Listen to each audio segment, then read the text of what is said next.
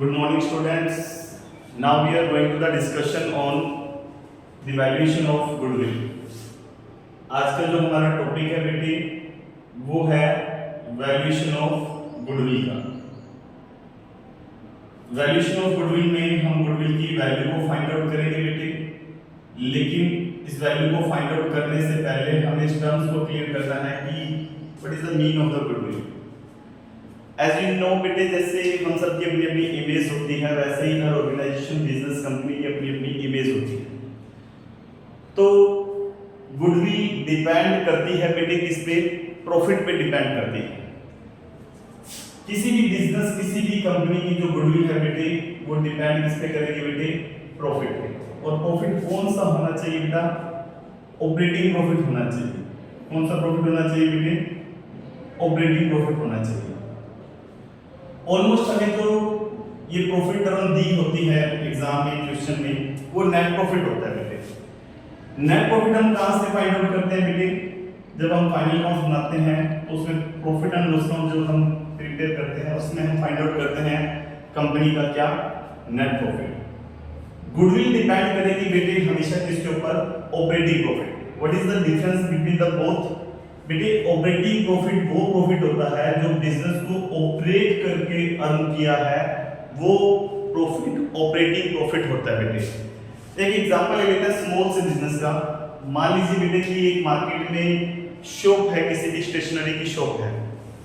अब स्टेशनरी की शॉप है, स्टेशनरी के जो भी पेंसिल, नोटबुक सब कुछ सेल करने पे उनको जो इनकम होती है वो उनकी ऑपरेटिंग इनकम है। मान लीजिए कि उन्होंने 10 लाख रुपीस की स्टेशनरी को सेल किया एनुअली और उनको 10 लाख रुपीस रिसीव हुए। अब 10 लाख रुपीस उन्होंने बैंक में डिपॉजिट करवा दिया और बैंक से उनको 50,000 रुपीस इंटरेस्ट मिला। अब जो इंटरेस्ट उनको रिसीव हो रहा है बेटे अपने जो इनकम को बैंक में डिपॉजिट करवाने पे, वो जो इंटरेस्ट उनको रिसीव होगा बेटे 50,000 रुपीस मान लीजिए, वो उनकी ऑपरेटिंग इनकम नहीं है। क्यों? क्योंकि वो बिजनेस को ऑपरेट करके जनरेट नहीं की। सो गुडविल हमेशा डिपेंड करती है बेटे किसके ऊपर? प्रॉफिट के ऊपर। और प्रॉफिट कौन सा होना चाहिए बेटे? ऑपरेटिंग प्रॉफिट होना चाहिए।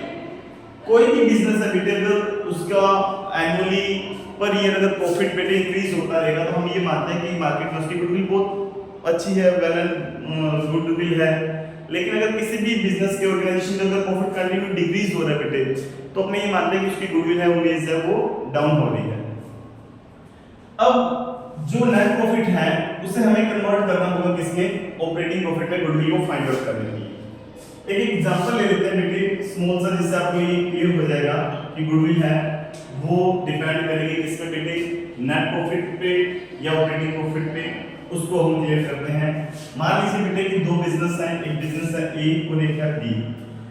इन दोनों का सेम बिजनेस है। मान लीजिए कि दोनों मोबाइल सॉल्व करते हैं और किस कंपनी का? वीवो का। क्योंकि मार्केट में आपने बहुत सारी शॉप देखी होगी, सिंगल प्रोडक्ट मिलता है ना, कंपटीशन में शॉप होती है।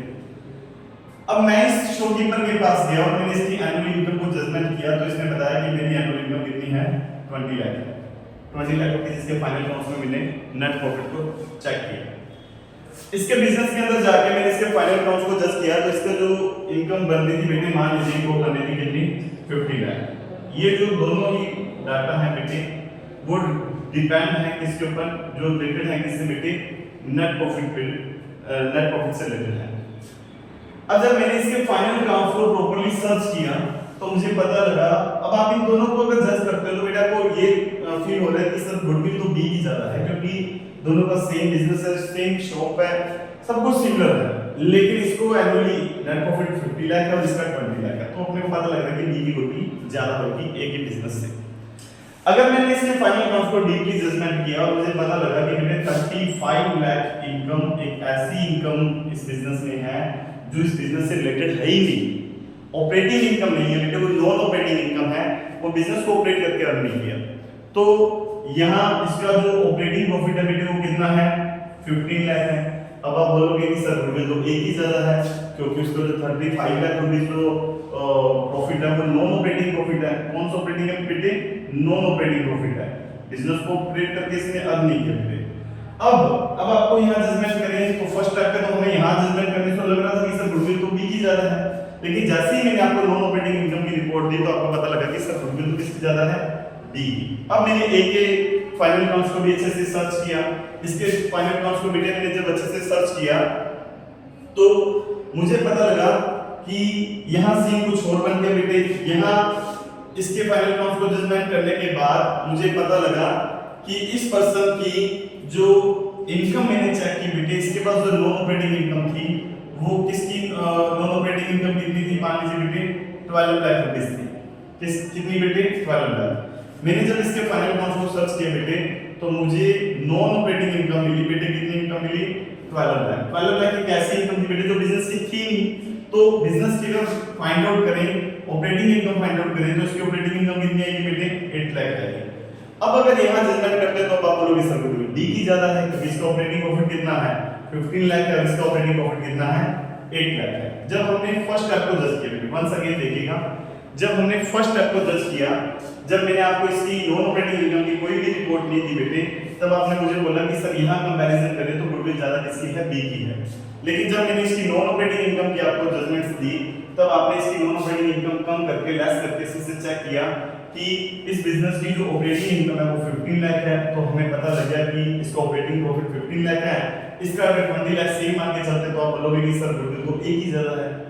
अगर मैं यहाँ ये क्लियर कर दूं कि इसकी भी नॉन ऑपरेटिंग इनकम बेटे 12 लाख रुपीस है, अब आप वापस उसी पोजीशन में आ जाते हो कि सर बी की गुडविल ज्यादा है। मतलब ये तो बिल्कुल क्लियर हो गया कि गुडविल डिपेंड करती है किसके ऊपर बेटे, प्रॉफिट पे। कंटिन्यू अगर कोई ऑर्गेनाइजेशन प्रॉफिट अर्न किए जा रहा है और सर वो प्रॉफिट उसका इंक्रीज हो रहा है तो बेटे उसकी गुडविल अच्छी है मार्केट में, ठीक है। अगर प्रॉफिट डिक्रीज हो रहा है तो बेटे मतलब उसकी गुडविल नहीं है, मार्केट में गुडविल डाउन जा रही है। ओके, अब यहाँ फर्स्ट स्टेप है हमारा, जो फर्स्ट कॉन्सेप्ट है वो बिल्कुल क्लियर हो गया कि गुडविल सर डिपेंड करती है किसके ऊपर, प्रॉफिट के ऊपर। और प्रॉफिट कौन सा होना चाहिए, जो ऑपरेटिंग प्रॉफिट है। ऑलमोस्ट आपको जो डेटा दिया होता है बेटे वो नेट प्रॉफिट का दिया होता है। First of all we have to convert the net profit into operating profit. Is it clear बेटे?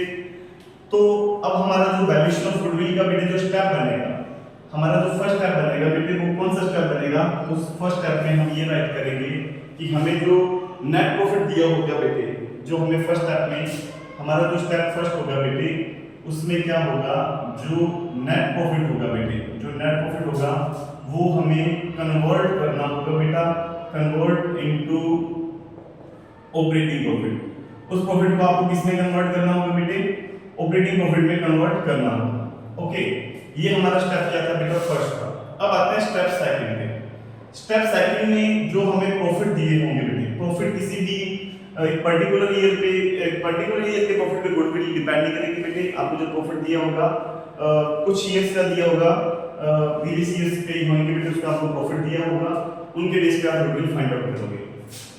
जितने भी आपको प्रॉफिट दिए होंगे बेटे, मान लीजिए कि आपको क्वेश्चन में डाटा दिया होगा 2001, 2002, 2003, 2004, आपको इन ईयर्स का जो बेटे प्रॉफिट दिया होगा, मान लीजिए यहाँ कंपनी का जो प्रॉफिट है वो 5 लाख है, मान लीजिए यहाँ 6 लाख है बेटे, ठीक है, यहाँ 7 लाख रुपीस है बेटे, ठीक है, यहाँ 8 लाख रुपीस है।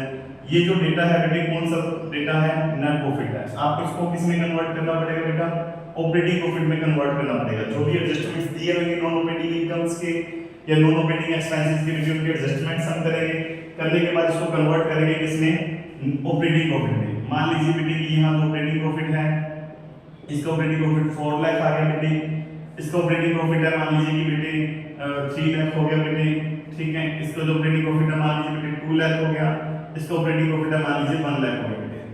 अब ये जो ऑपरेटिंग प्रॉफिट है बेटे इसको हम कन्वर्ट करेंगे एवरेज प्रॉफिट में। किसमें कन्वर्ट करेंगे बेटे, एवरेज प्रॉफिट में।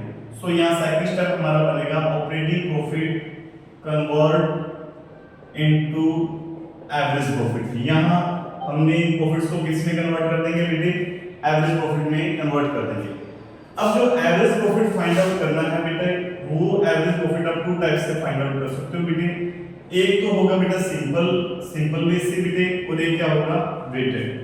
सिंपल बेस से हम प्रॉफिट बहुत इजीली फाइंड आउट कर सकते हैं बेटे, इसमें कोई भी इशू नहीं है। एग्जांपल ले लेते हैं सिंपल का बेटे, सिंपल का एग्जांपल ले लेते हैं। तो अगर आप जज करिए क्या होगा, आप इन अमाउंट्स को टोटल कर लीजिए बेटे, 4 लाख, 3 लाख। मैं सिंपल से फाइंड आउट कर देता हूं बेटे। Simple is very easy. First is the 4 lakh, second is the 3 lakh बेटे, third is the 2 lakh and the next is the 1 lakh. कितने इयर्स का बेटे? 4 इयर्स का, डिवाइडेड बाय 4, 4 3 7 2 9 और 1 10 लाख बेटे। 10 लाख से आप डिवाइड कर 10 लाख को बेटे 4 से डिवाइड करिए, 2,50,000 रुपीस आपका क्या आ जाएगा बेटे? एवरेज प्रॉफिट आ जाएगा। ओके, ये तो था बेटे कौन सा भी सिंपल मेथड था। अब बात करते हैं वेटेड में।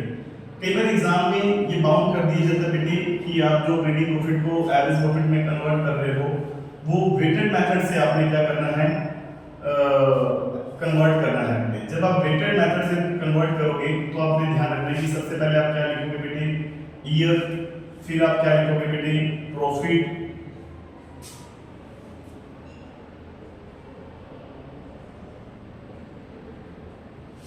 फिर आप लिखोगे बेटे जो रेट दिए होंगे, फिर आप लिखोगे उसे प्रोडक्ट में कन्वर्ट करोगे। ओके बेटे, सबसे पहले ईयर आपको दे रखा है बेटे 2001, 2002, 2003, 2004। प्रॉफिट बेटे कौन सा दे रखा है?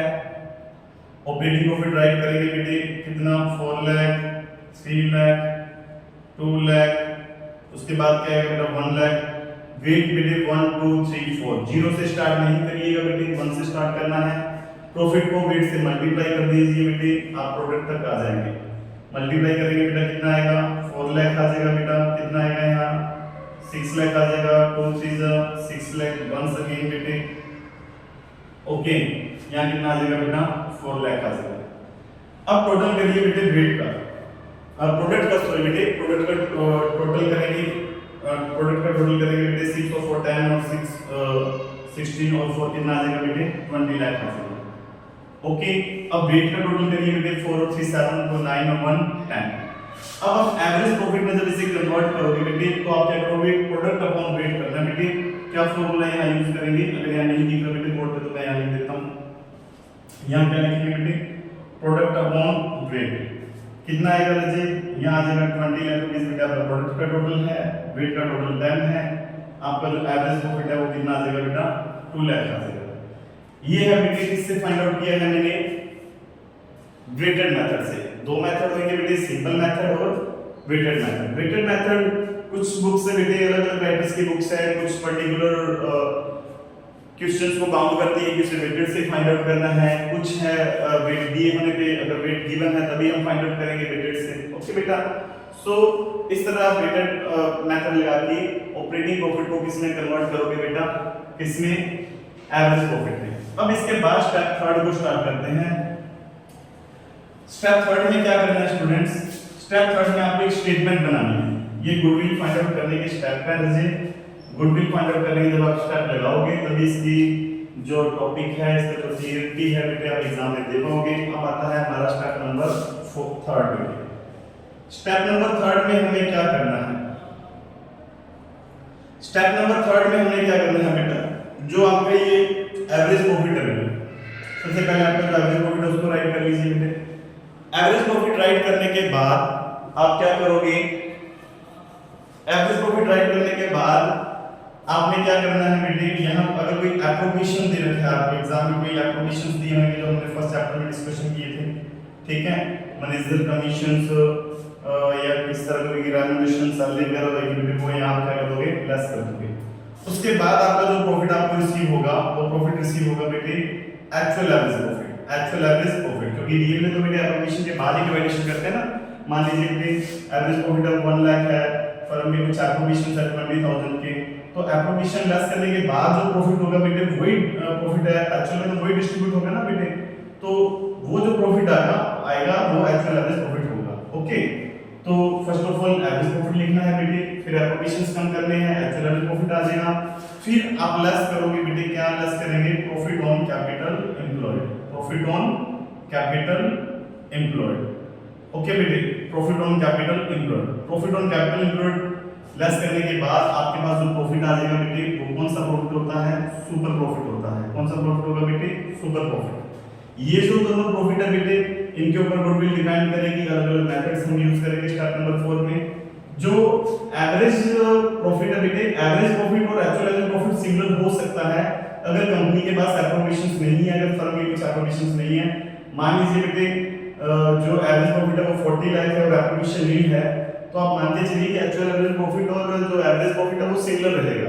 ओके, अब ये जो टर्म है प्रॉफिट ऑन कैपिटल एम्प्लॉयड, इसके ऊपर डिस्कशन करते हैं। कैपिटल एम्प्लॉयड क्या होगा बेटे? कैपिटल एम्प्लॉयड, ध्यान रखिएगा बेटे, जो बिजनेस में पैसा जो मनी इन्वेस्ट की है वो कैपिटल एम्प्लॉयड होगी। आप एक बिजनेस एंटिटी कॉन्सेप्ट हम डिस्कशन करते हैं जिसमें हम ये मानते हैं कि बिजनेस और बिजनेस के ओनर्स क्या है बेटे, अलग अलग है, सेपरेट ट्रीट किए जाते हैं।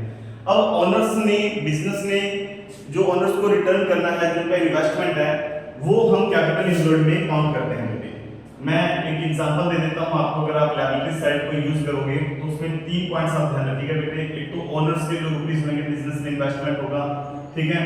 ओनर्स के बेटे कैपिटल अकाउंट के बैलेंस भी हो सकते हैं, ठीक है, कैपिटल अकाउंट के बैलेंस होंगे बेटे, या फिर क्या होंगे, करंट अकाउंट के बैलेंस होंगे, वो बैलेंस आ जाएंगे बेटे। प्लस अगर कोई रिजर्व है, बिजनेस के अंदर कोई रिजर्व है बेटे, वो नोट किए जाएंगे यहाँ पे। उसके बाद जो हमारा सेकंड स्टेप आएगा वो कौन सा आएगा बेटे? सेकंड स्टेप में non current liabilities, non current liabilities, इनका टोटल करने पे हमें जो आउटपुट मिलेगा बेटे वो कैपिटल एम्प्लॉयड होगी। वो क्या है बेटे? Capital employed.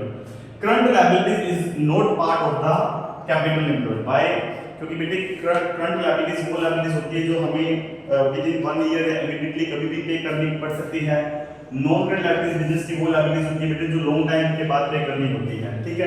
कम से कम ये तो मान के चलिए कि आफ्टर 1 ईयर ही पे होएगी, 5 इयर्स भी हो सकता है, 10 इयर्स भी हो सकता है, मतलब इमीडिएटली पे करने वाली करंट लायबिलिटीज नहीं होती। करंट लायबिलिटीज कैपिटल एम्प्लॉयड का पार्ट नहीं बनेगा। क्यों नहीं बनेगा बेटे? मैं एक एग्जांपल देता हूं। मान लीजिए मैंने आपको 50 लाख रुपीस दिए और मैंने आपको बोल दिया कि बेटे आप अपने पास रख लीजिए, मैं आपसे ये थोड़े दिनों बाद लेके जाऊंगा।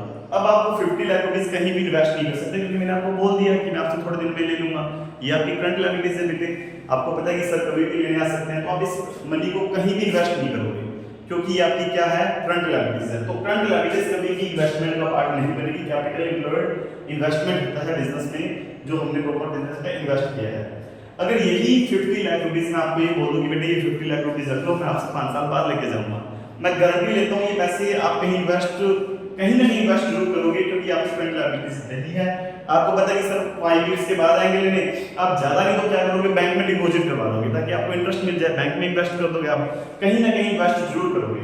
सो जो करंट लायबिलिटीज होती है वो कभी भी बिजनेस के इन्वेस्टमेंट का पार्ट नहीं मानी जाएगी बेटे, लेकिन जो नॉन करंट लायबिलिटीज है वो बिजनेस के इन्वेस्टमेंट का पार्ट ट्रीट किया जाता है। सो ये हमारा थर्ड स्टेप रहता है बेटे। इसमें स्टेप थर्ड में हम क्या करेंगे? एक स्टेटमेंट प्रिपेयर कर लेंगे।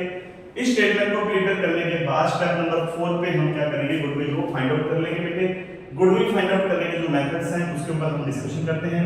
प्रैक्टिकल में जब भी हम कोई भी प्रैक्टिकल करेंगे बेटे तो इसी बेस पे करेंगे, इन स्टेप्स को यूज करके ही करेंगे, डायरेक्ट कुछ भी नहीं करना, अपनी तरफ से कोई राम कथा नहीं बनानी जैसे आप बनाते होते हो, ठीक है। इन स्टेप्स को अपने यूज करेंगे बेटे पर्टिकुलर, उसके बाद इनको चलेंगे। अब आते हैं बेटे स्टेप नंबर 4 पे। स्टेप नंबर 4 में अलग अलग मेथड्स होंगे बेटे। फर्स्ट मेथड क्या है? ईयर्स परचेज होगा बेटे। क्या होगा? ईयर्स परचेज आपका फर्स्ट मेथड होगा बेटे।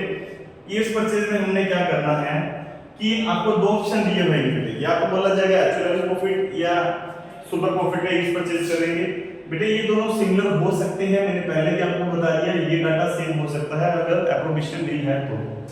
ईयर्स परचेज में क्या करना है? अगर क्वेश्चन में ये बोला है कि एवरेज प्रॉफिट का ईयर्स परचेज करो या फिर बताएगा बेटे कि सुपर प्रॉफिट का ईयर्स परचेज करो। मान लीजिए बेटे ये 1 लाख है और मान लीजिए ये क्या है? 2 लाख है बेटे। अगर एग्जाम में ये आ जाए कि 2 इयर्स परचेज करना है एवरेज प्रॉफिट का, तो आप एवरेज प्रॉफिट को 2 से मल्टीप्लाई कर दो, आपकी गुडविल फाइंड आउट हो जाएगी 2 लाख रुपीस।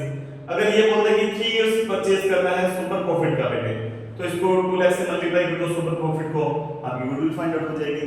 ये मेथड यूज करना है ईयर्स परचेज में बेटे, या तो एवरेज प्रॉफिट का ईयर्स परचेज होगा बेटे, ठीक है, या तो एवरेज प्रॉफिट का बेटे ईयर्स परचेज करना, या फिर किसका करने के लिए बोलेगा? सुपर प्रॉफिट का। जितने ईयर्स परचेज बोले बेटे, जो उसका मीन होता है कि इतने टाइम तक गुडविल कंपनी की मेंटेन रहेगी। अगर प्रॉफिट थोड़ा सा डिक्लाइन भी हो जाता है या कम अप होता है, ठीक है, कुछ समय के लिए प्रॉफिट का ये गुडविल कंपनी की मेंटेन रहती है। ओके बेटे, अब ईयर्स परचेज के बाद क्या होगा? कैपिटलाइजेशन होगा। क्या होगा? कैपिटलाइजेशन। कैपिटलाइजेशन भी बेटे 2 का होगा, या तो एवरेज प्रॉफिट का होगा या किसका होगा? सुपर प्रॉफिट का।